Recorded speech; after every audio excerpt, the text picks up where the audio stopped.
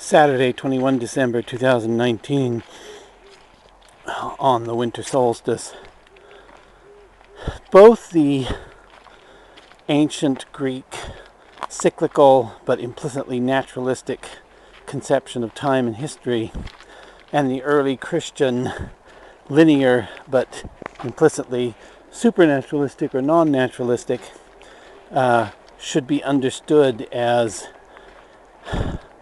pre-scientific approximations, first approximations to understanding the nature of time and history, which can't really come to maturity until after the scientific revolution and the kind of knowledge that's necessary in order to make sense of the world, at least to the limits to which we are able to make sense of it, which is the limits of contemporary cosmology.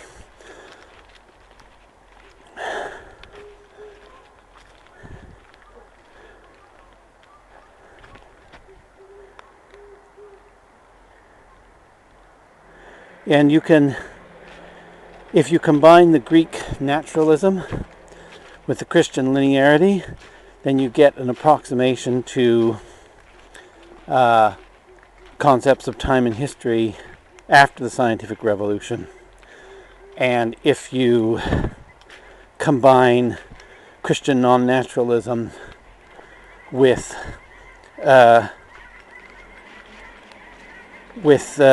Greek cyclical history and every other pre-modern cyclical conception of time and history, then you get something that we don't really have a name for, but it would be easy to come up with a name. Obviously, there are 4 permutations here once you balance naturalism and non-naturalism against cyclical and linear conceptions of time and history. It just occurred to me earlier in this walk that there's a passage in the Tractatus when Wittgenstein says that it doesn't make sense to say of 2 things that they're identical, because already by calling them 2 and you've already distinguished them. But you can say the same thing about cyclical conceptions of history. Once you've said this is the second iteration, this is the third iteration, you've already distinguished them in linear time.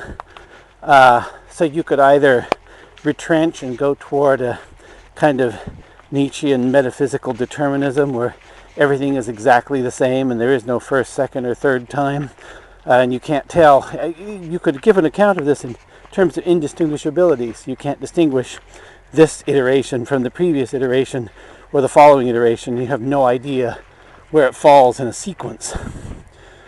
Or you can go in the other direction and you can acknowledge that there's an implicit background of linearity by which we distinguish one iteration from another. And the Ecclesiastes principle that there's no new thing under the sun would be like a form of Nietzschean metaphysical determinism. And I'm not sure if we could say that pre-scientific understanding of the world tended to cluster around this or not. We don't really have enough information to say what the ordinary person thought about time and history in earlier ages, although there's a great deal of literary evidence from the ancient world. One would have to try to infer a conception of history from that, which could be done. It require a little bit of effort. In any case, I need to draw out that the 4 permutations of history according to naturalism / non-naturalism, and linearity versus circularity, and see if there's a way I can use that more systematically.